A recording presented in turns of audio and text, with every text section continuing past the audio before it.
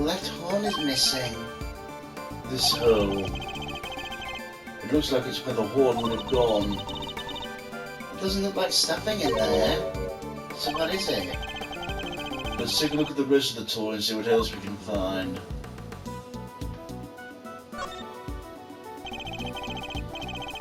The right horn seems to be attached, but I can't say it's doing much for the overall symmetry of the soft toy.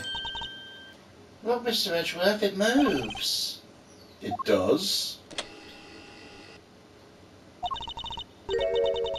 Sounds like sand being crushed. It would seem there's a recording device hidden inside.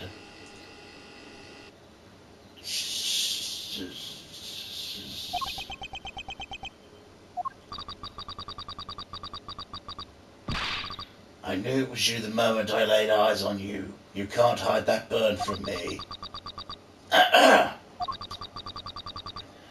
Nothing to say for yourself?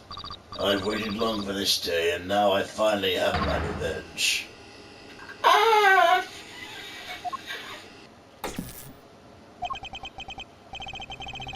Could that be the moment of the murder? And someone made a recording of it.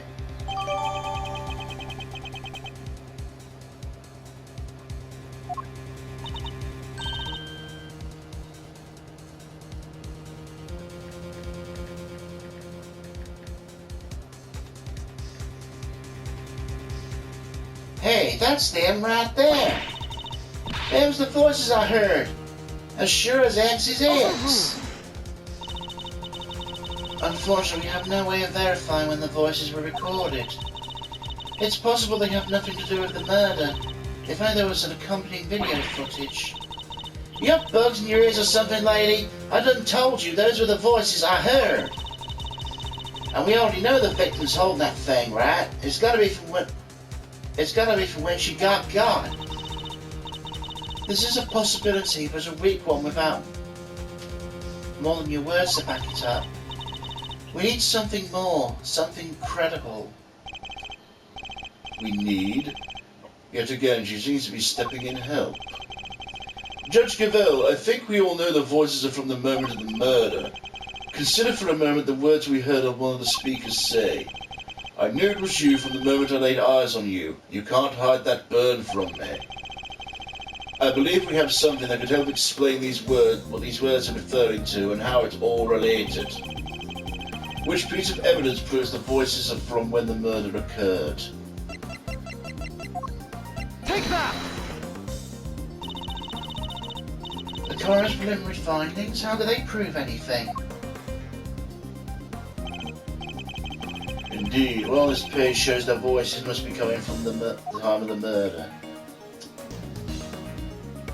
Prominent burn mark. Take that!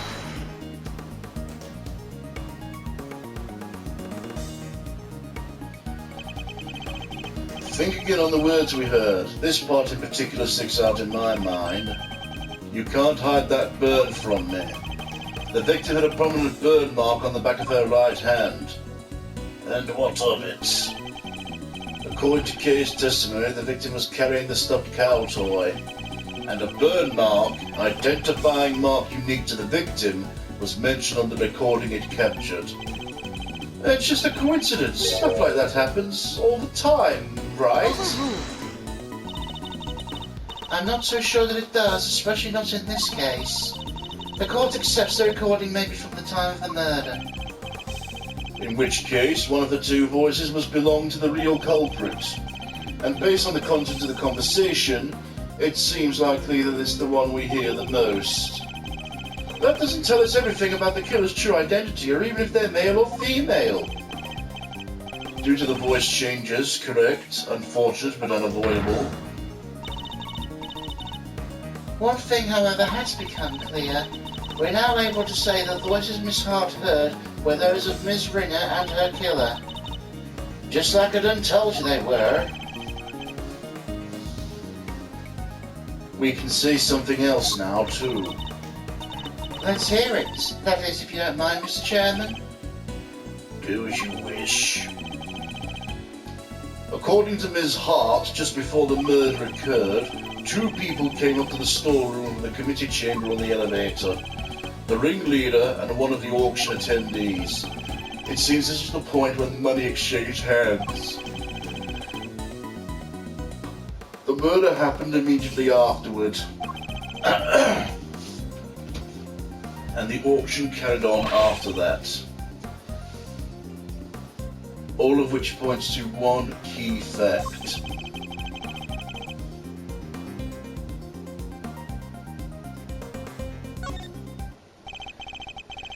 Since the ringleader was the auction's sole auctioneer, it follows they cannot be the victim. Hey, Gavel? Not right now, Eustace. There's a good boy. If they weren't the victim, they could only have been the killer. A compelling argument, but hardly conclusive. I'm fully aware of that, Your Honor. I was merely warming up for the main event.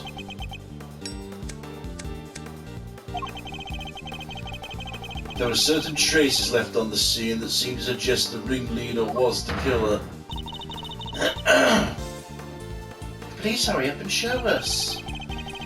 What's something that was placed on the scene that points to the ringleader having been the killer?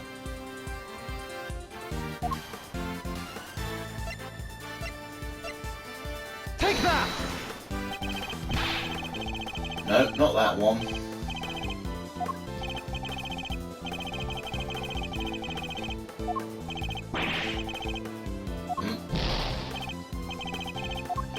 Okay, I've got to be careful. If the ringleader was the killer, there'd be something they would have wanted to hide. I need to present a piece of evidence that suggests just that.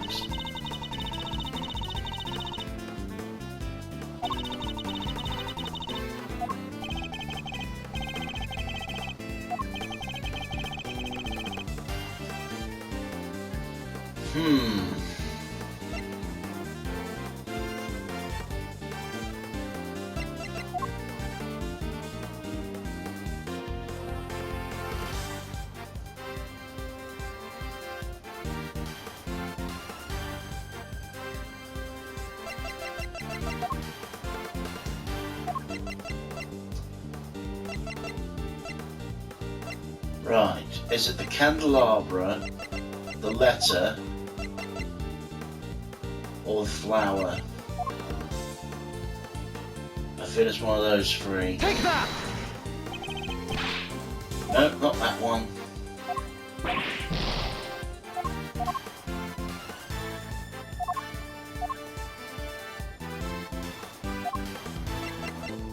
Take that! Oh shit.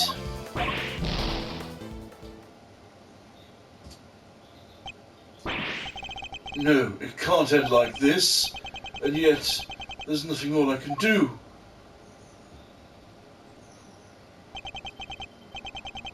If that's the truth recedes into the darkness.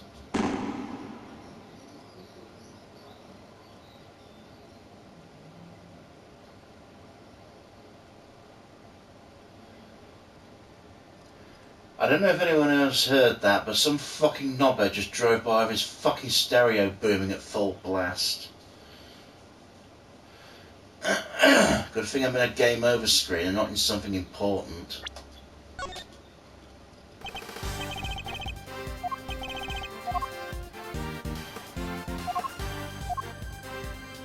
Take that!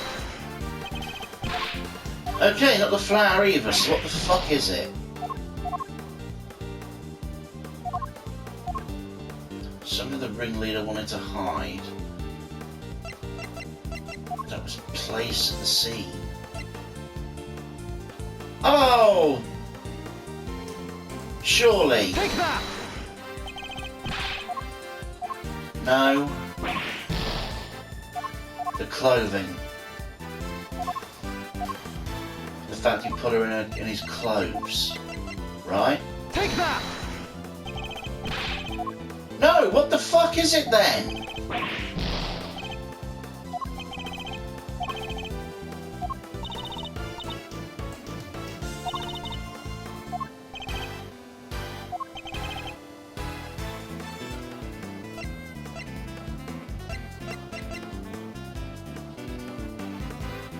placed on the scene that points to the ringleader as the killer.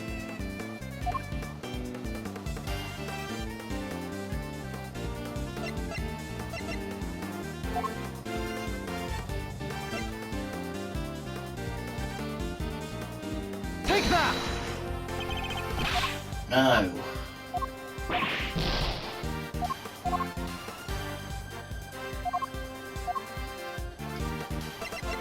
Take Key that! card then. Oh, fuck it, I'm looking it up. Right, okay.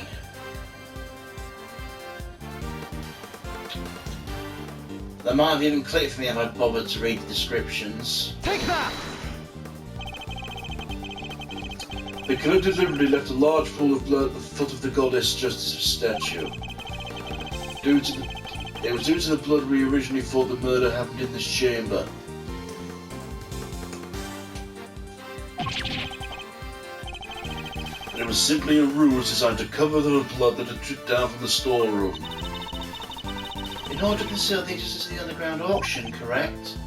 Correct. If the culprit had nothing to do with the auction, they'd have no reason to corrupt the blood, which further supports the theory the ringleader and the killer were one and the same. That's the identity of the ringleader. Do you have anyone you'd like to name?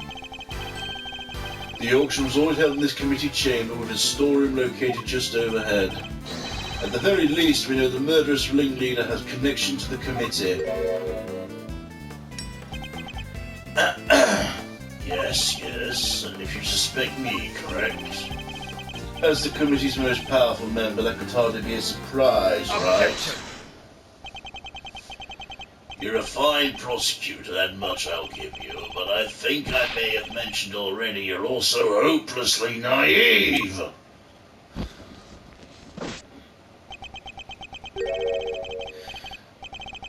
You've got nothing, dear boy, have you? No evidence whatsoever.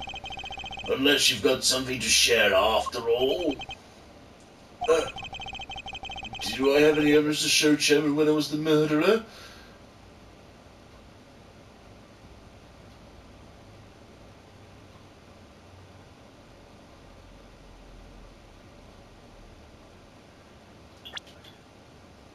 I don't think I do, you know, but if I do say that, that's probably the fucking end of it, right?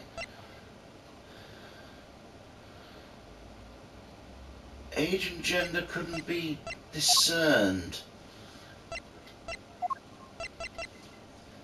I'm still banking on the clothes being his, but can that be proved right here, right now?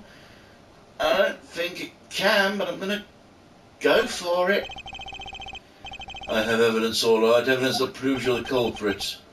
Oh, you do. Well, do share. I can't wait to see it.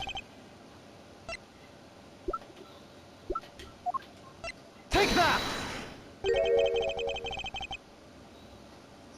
Could you take a look at this for me, please? I'm looking, my boy, but I fear I'm not quite seeing it. You don't understand why this piece of evidence is so crucial? Honestly, no. I can't see how it's relevant at all. I guess I chose wrong. Chairman, I must be the murderer. Do I have anything to prove that?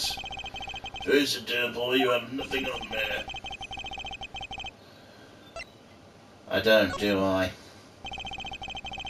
It was Chairman Winner himself who brought up the fact I suspected him, and he seemed so confident right from the get-go that he's untouchable, which means he knows I'll have nothing.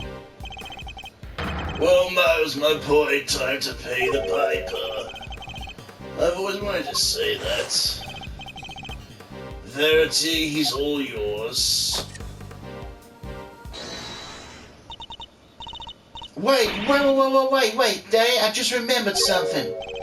Huh? Do you have amnesia Fucking hell, boy, go away.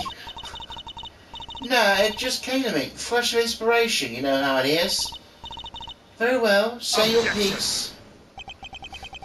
What are you doing, Verity? Mr. Edgeworth has made it clear that he won't give up until every last lick of hope has been extinguished. So extinguish it we must, lest he try to drag us through this excruciating process again in the future. Yeah, what she said. I don't quite get it, but it sounded pretty cool. Don't worry, Dad. I'll help Gavel bring this to a winning finish. We'll show you how wrong they are. Fine. Let's hear what the witness has to say. You heard the chair, Miss Hart, if you'd be so kind. Well, all right then. Here goes nothing. The facts, Miss Hart, and nothing but the facts, please. Oh, don't you worry your pretty little head on that front. I'm a journalist. True's my middle name. Call me officially worried. So the ringleader's the killer rat, which makes the victim one of them auction goers? Thing is, that don't add up. I counted 11 people coming down the hatch, see? Then the murder happened, the auction started back up again. Don't have me look back downstairs right after that. No. And when you know it, there were 11 little duckies all lined up in a row again. How? And you're sure of this, Miss Hart? Sure can be, you gavel ship. Some old two peepers. So, 11 before the murder, and 11 again right after means... Wait, that's a thingy. A contradiction, Eustace. Do try to keep up. Miss Hart, did nothing really change at all? I done told you already, they carried right on again like nothing happened. Except for... It weren't nothing much, but... What is it? A little old mallet doodad. Can't have yourself an auction without one. Kinda like the one Missy over there got, but different. The auctioneer's hammer? That's the bunny! I done heard that thing banging and clanging right all the way through. Then nothing, just like that. So the noise of the hammer stopped midway through? Could it have something to do with the murder?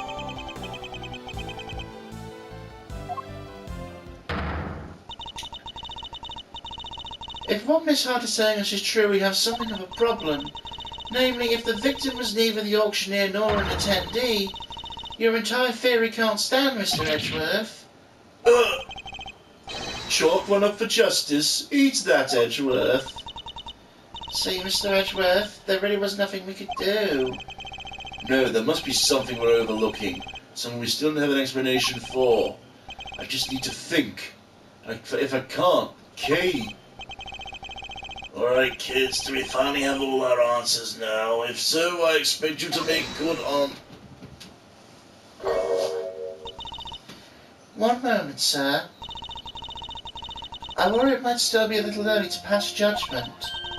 After all, we have one more matter yet to resolve.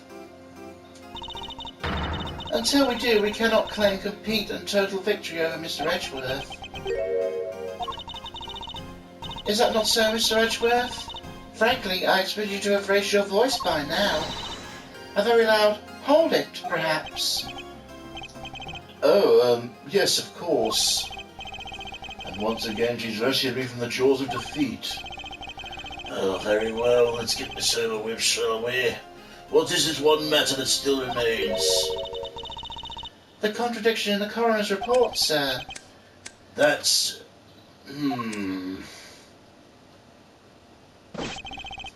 I'm back with the witness, Your Honour. Oh, yeah. What's this all about? Why'd you call us back down here? Did somebody suddenly fall ill? I have a compress ready and 2 shakes of it. Ow! This better be good. Did somebody else drop dead? They might soon wish they had.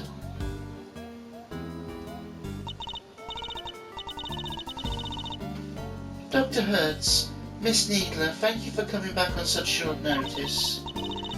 Let me assure you this won't take long. Quit trying to butter me up and cut to the chase, will you?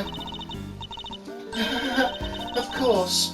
We summoned you here to confirm something. What's Judge Gavel up to? Dr. Hertz, the court asks you to provide an unabridged truth regarding the following. Do you stand by your preliminary findings? Can you vouch for the complete and total accuracy? Grandma doesn't make mistakes ever!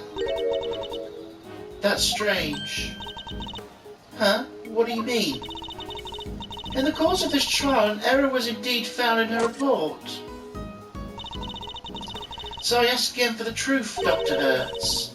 Did you alter, tamper, or in any way falsify your findings? That's awful! How can you even say that? What are you asking me for? Why the heck would I want to do that? To help the true culprit, of course. As if I'd know anything about all that. I just don't know I didn't do anything of the sort. That seems doubly strange. What other explanation could there be for the discrepancy in your report? Mr. Edgeworth, I wonder if you might be of any thought of the matter. It's not like you to be coy, I must say. Why does she keep taking charge and helping me? I still don't know what she's trying to do. I'll happily take what I can get. If everything was recorded accurately and then handed off to Miss Winner according to protocol, the report shouldn't contain any mistakes. Wait, for the record, I didn't do anything to the report. I guess we'll see, won't we? Dr. Hertz, perhaps you begin with your side of the story. Why do we even need to? This is pointless. I'll be the judge of what's pointless, thank you very much. We have patients waiting at the hospital. Grandma, ow! We really don't have time for this. Won't you please help us? I can't stress how important this is. Grandma says she'll testify. But can you please make it quick? If we're not back soon, people will suffer. Did you have no qualm of taking your time buying cotton candy the last time we saw you? We'll let you go as soon as we can, we promise. Assuming you tell us the truth, that is.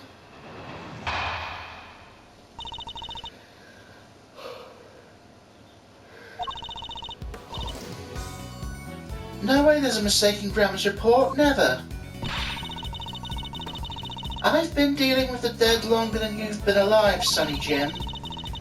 Me writing something wrong is about as likely as... Ow! What the heck do you think I'd stand to gain from doctoring a file? Don't make a lick of sense.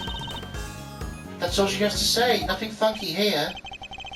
See, it's just as I thought. There's no chance a good doctor doctored her findings. You swear by the Holy Goddess the testimony's true? Of course! Grandma's never told a lie in her... Your opinion's not necessary, Nurse Needler. Your grandmother's the subject of the inquiry, not you. Not necessary, that's not fair. I'm the only ally poor Grandma has. Go ahead and shout objection left and right, but you best be prepared then, Mr. Ex-Prosecutor. Oh, I'm more than prepared. I'm ready to expose the truth behind the error in the report.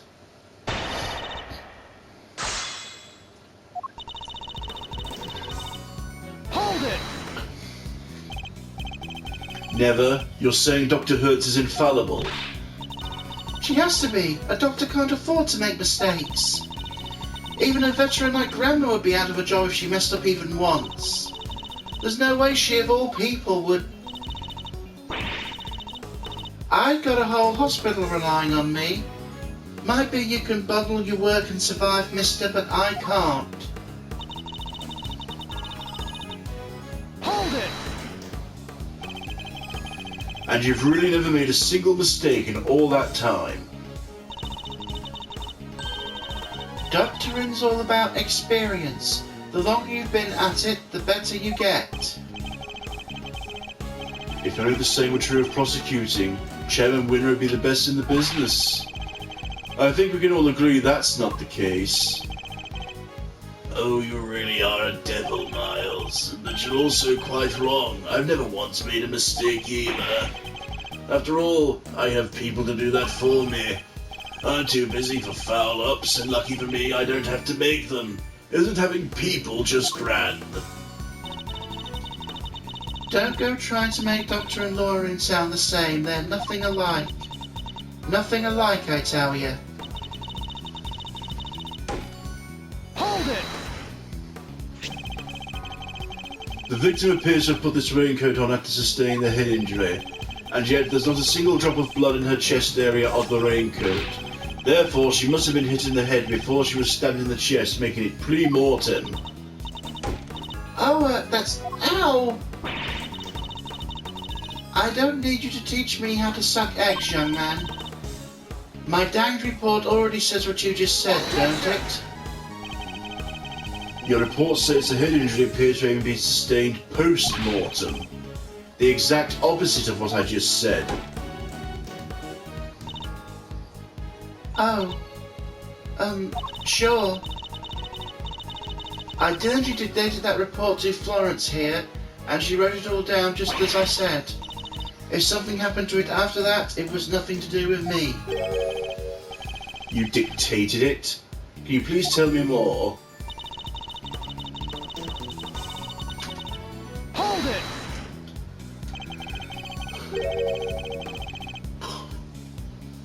Just so we're on the same page, what were your conclusions regarding the body? Like I said, ow! Sorry, it was, death from a good hard knock to the noggin. You can say for certain when the knock happened, Dr. Hertz? Pre-mortem, of course. Chest would have happened after the poor girl died. I told Florence and she wrote it right down. That's what it says in my danged report. That may be what you told her, but I think we're finally getting to the truth. Hold it! You may not have stood to gain anything from it, but what about your granddaughter? Me? I didn't stand to gain anything either. Never mind her. What about your little friend over there? She stands to gain something for sure. Look at you trying to accuse my sweet innocent Florence of wrongdoing. You ought to be ashamed of yourself. I wish you'd tell that to Chairman Winner. Anyhow, nobody's doctored that report, you hear? Nobody. Hold it! Did anything stand out as strange to either of you when you were examining the body? Let's see. Huh? What's that, Grandma? Pretty strange young fella showed up, that's for sure. A strange man? Who? Dressed like a dang fool he was. All frilly round the neck and such. Any time now, Edgeworth. The damnedest thing of all, even though we all knew the idiot boy was about to get fired, he still insisted on messing with my scene. That's right, I'm talking about you, Mr. Rough-necked ruffian, crimson-suited creep. Oh, so Mr. Edgeworth at ruffian and a creep? Those are not words you need to commit to memory, Kay. Dr. Hertz, doesn't sound like she's lying. No, but only communicates through her granddaughter. I should probably try to make that make sure Nurse Needler's being truthful too.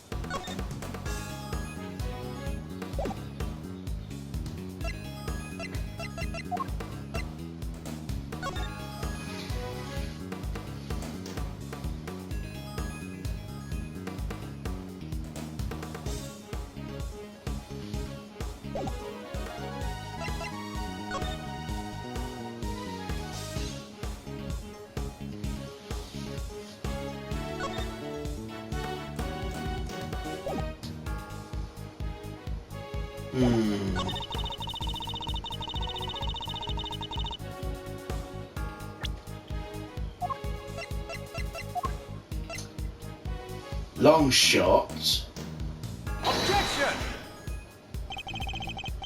No, never mind.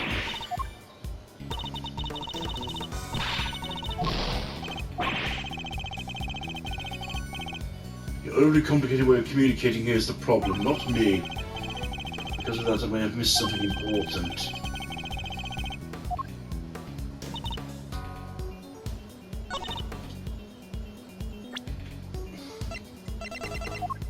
Objection!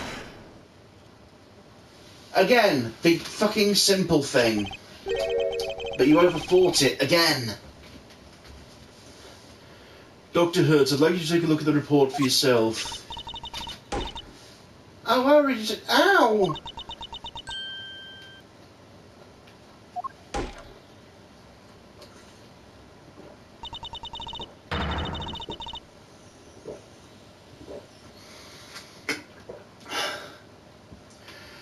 This ain't what I said. This ain't what I said at all. What? What do you mean exactly?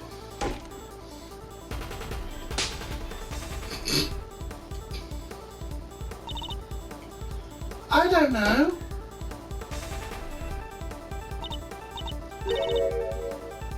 But I can't say that. Miss Needler, if you're attempting to bury Dr. Hertz's truth, I will gladly hear her confession myself on behalf of the Goddess of Justice. Dr. Hertz seems to be telling Judge Gavelle something in private. What? I see. Very well. Allow me to relay to everyone what you just told me.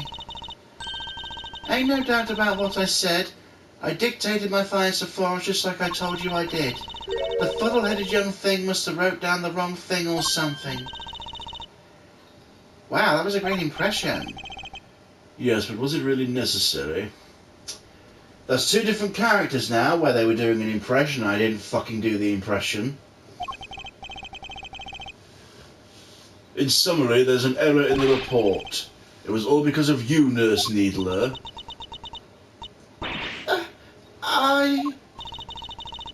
The true facts have now been shown and the head injury occurred prior to the chest wound. The question now, Miss Needler, is why did you introduce such an error? Just a minute, Verity. You make it sound as if the poor girl did it deliberately. Whereas it seems to me she just made a little mistake. Pre-mortem, post-mortem, they're practically the same word, don't you think? Except they mean two completely opposite things. This was deliberate, no doubt about it. Why would she want to change it? Exactly, thanks, ow! You won't get away that easy. Explain yourself, young lady. Grandma, You submitted a falsified report, then an act that led Kay to being accused of murder. You owe us an explanation. I can't tell you. Not don't want to, but can't. This is really rather unpleasant, don't you think? Ganging up on the poor, considerate girl who's only looking after her grandmother. She's nothing to do with anything. She simply made one tiny mistake, so why not leave it there? You'd like that, wouldn't you? Because the only person her testimony would hurt is you. What on earth do you mean, my boy? Seeing as you're now de facto ex-prosecutor, you're going to need to explain yourself better than that. I'd be happy to. I'll even spell it out for you. Nurse Needler's role in this crime was very important because... Nurse Needler doctored the report in order to cover for her accomplice. Oh! So she's a co-conspirator, this innocent young thing. Do share your grounds for making such a wild accusation, dear boy.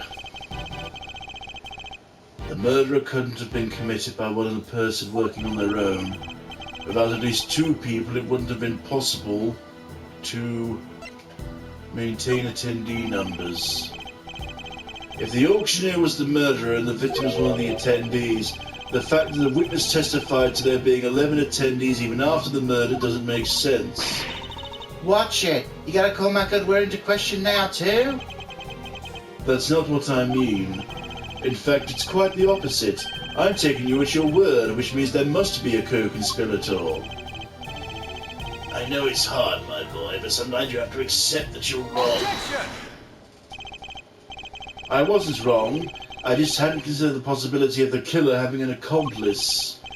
But as soon as we do, things start to fall into place. If the killer's accomplice returned to the auction room in place of the victim, there would be no need to have... There would have indeed been 11 attendees both before and after the murder. Well, that's your thinking, is it? It's certainly an intriguing theory. Surely the imposter would have been spotted right away.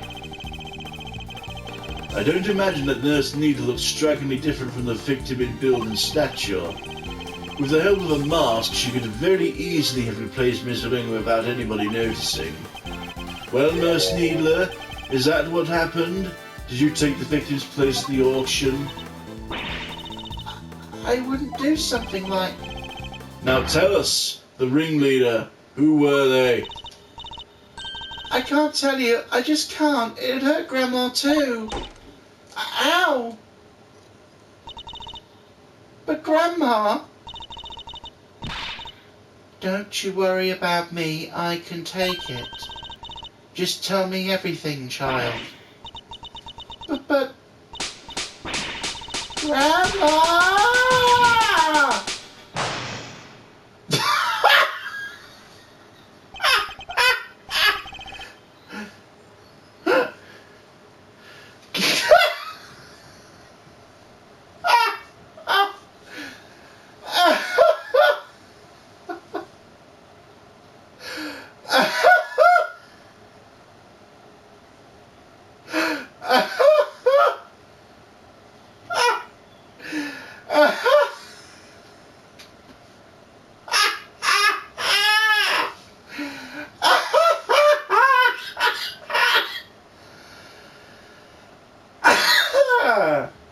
Oh.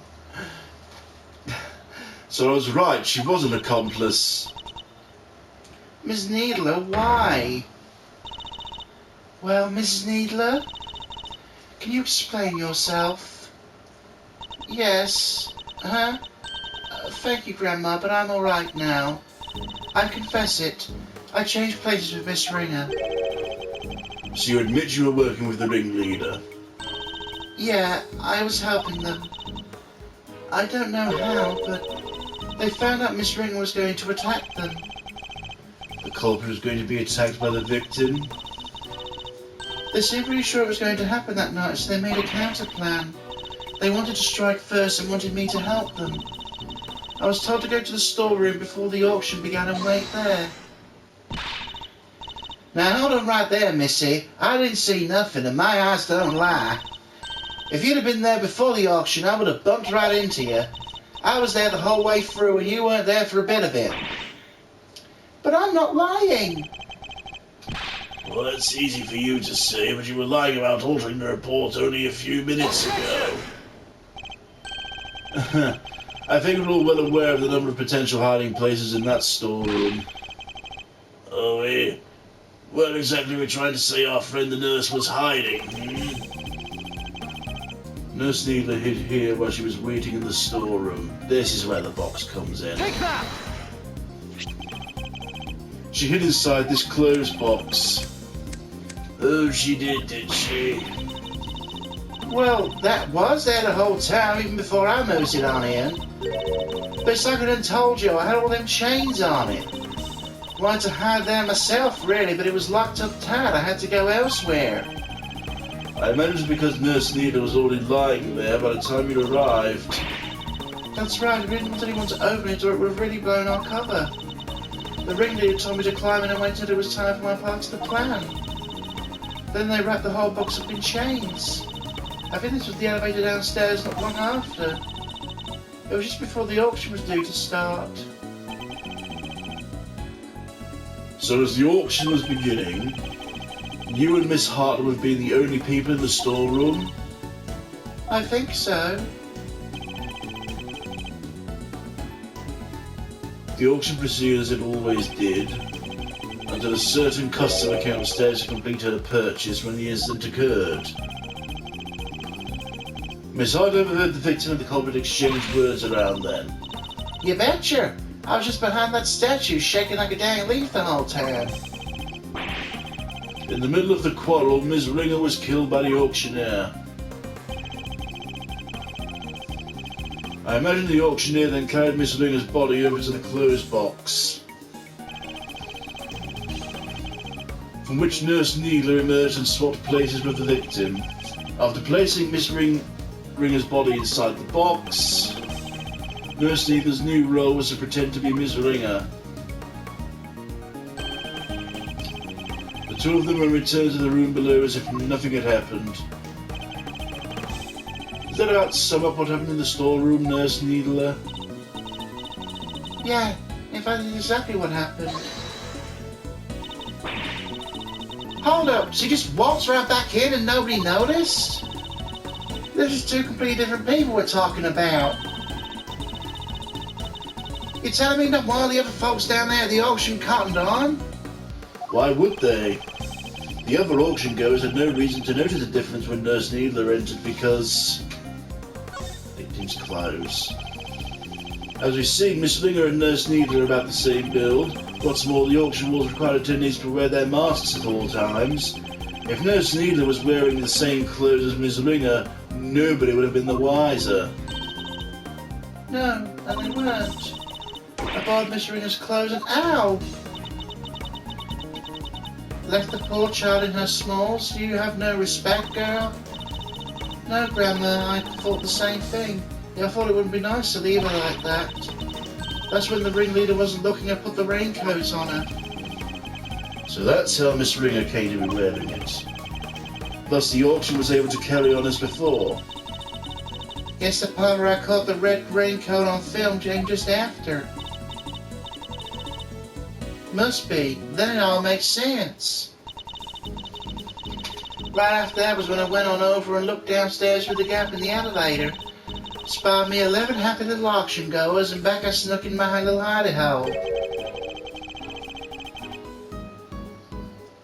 Don't tell me you were hiding back there the entire time after that. Slipping accents again. That's not exactly. What is it? Did something happen? Maybe I ought to have mentioned this before, but I fell asleep for a few winks after that. Maybe passed out unconscious, you might say. What? What happened?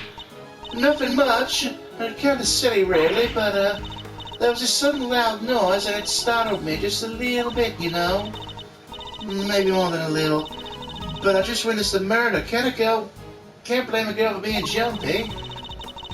I guess I got my heart shook and my head fainting before I knew it. I was out like a light.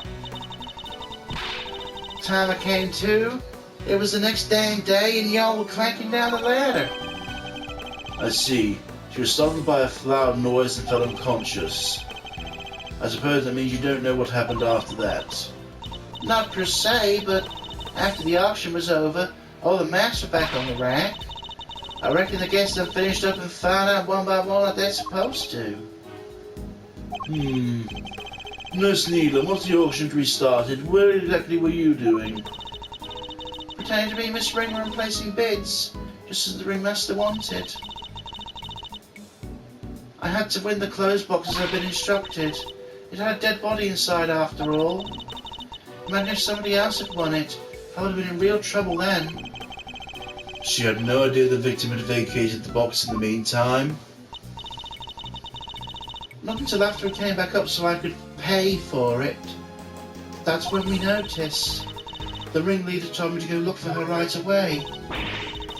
Except I found some other girl collapsed in front of the ladder instead.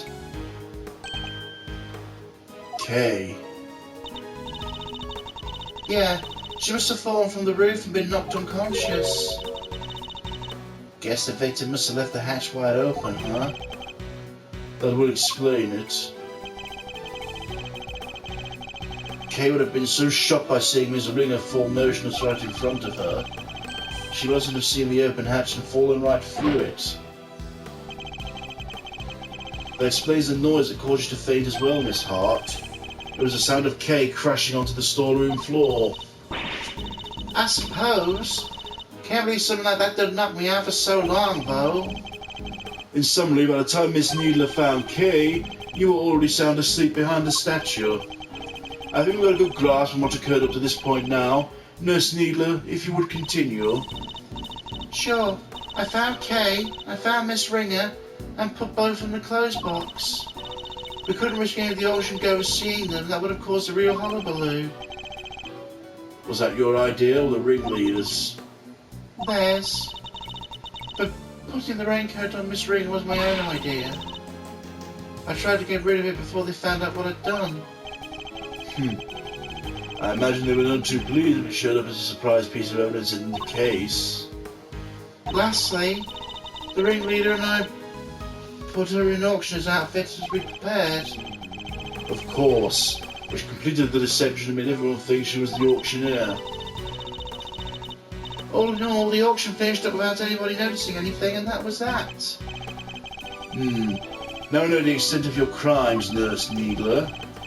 If you have anything further to share, I'd advise you do so immediately. I wish I could tell you more, but I'm sorry, that's all I know. Except for one other thing. It did seem a little strange, I guess. When I was borrowing Miss Ringer's clothes, I took everything I could, but, well, couldn't take her hair, obviously, so, ow! You're dang right you couldn't take her hair. What kind of medical professional are you? That's where you draw the line, but taking her clothes was okay. Her hair's totally different, the style, length, everything, so I kind of panicked. The ringleader thought of everything, including wigs. 2 of them, in fact. There's a straight one and a wavy one, both stashed in the clothes box. 2 wigs, but why? I wondered that too. I thought maybe they were worried she might have changed up her hairstyle. Anyway, I took the straight one. That was the one that matched her hair of the day. Leaving a wavy wig in the box.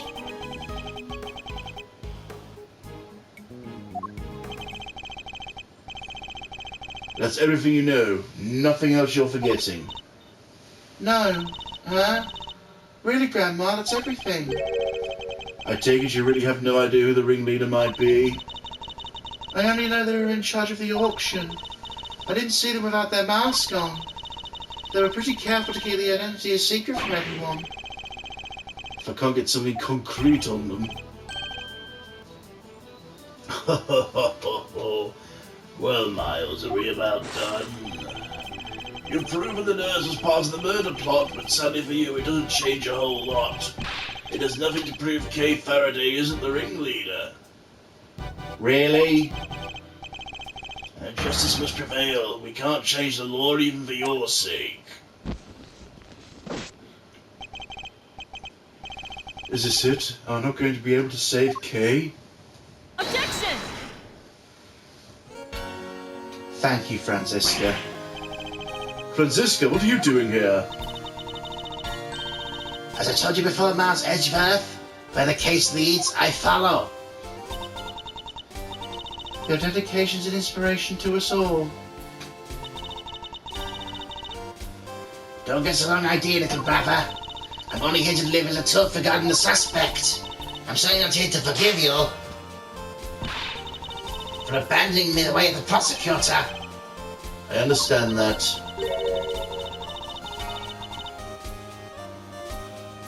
You should thank your former subordinate for what I'm about to share. In his desperation to help Kay Faraday, he gave me a valuable piece of information. Gumshoe did that? Prepare yourself, Miles Edgeworth, for the final piece of the puzzle. Rosie Ringer's head wound was the first of the injuries suffered, not the second. Well, thank you very much. Well, someone say something. There's no easy way to say this, Franziska, but we already proved that ourselves. You what? Just a few minutes ago! Why didn't you say so sooner? You didn't exactly give us a chance. And I suppose you know about the murder weapon too? No, not yet. Ah, good. So listen up. The victim was stuck on the head of a blunt object bearing a circular surface. Also, wounds on the chest were actually inflicted post-mortem. A circular surface? You're certain of that, I assume? Are your sources above board? Two trusted medical professionals reached the same conclusion independently. You can't ask for more. That's certainly good to know. Unfortunately, you're overstepping the bounds of... Of what? As a prosecutor in charge of inter-party investigation into the underground auction. And this murder occurred during the auction. It'd be negligent of me not to pursue these pertaining to related parties. Especially the victim. My, you've really become quite the force to be reckoned with, haven't you, my dear? Then all parties are in agreement. The victim died from a blow to the head. Sadly, the murder weapon itself has yet to be identified. Based on the shape, I might have an idea or two. Guys, I didn't turn up any for weapons during my investigation! And yet, one only need to think about setting an auctioneer's tools and the answer should be obvious. Not particularly with a circular surface used in an auction. We're obviously talking about the auctioneer's gavel. What would an auctioneer have readily at hand? An auctioneer's hammer, of course. We never found one of those. If the auctioneer was indeed the killer, it does seem like a candidate for a murder weapon. While the evidence support your theory, it remains nothing more than that. Oh, I have just the evidence you need right here. Please don't strongly suggest the auctioneer's hammer was the murder weapon.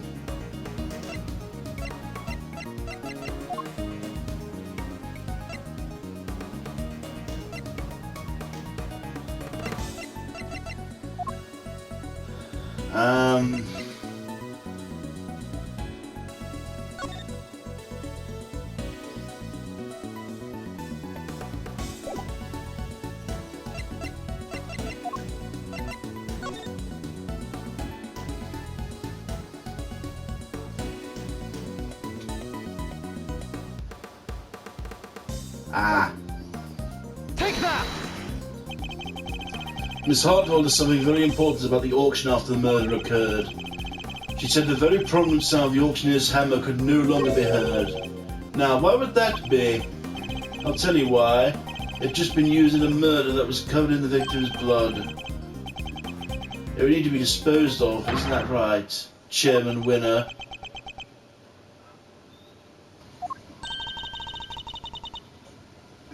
I'll have our people look into it right away.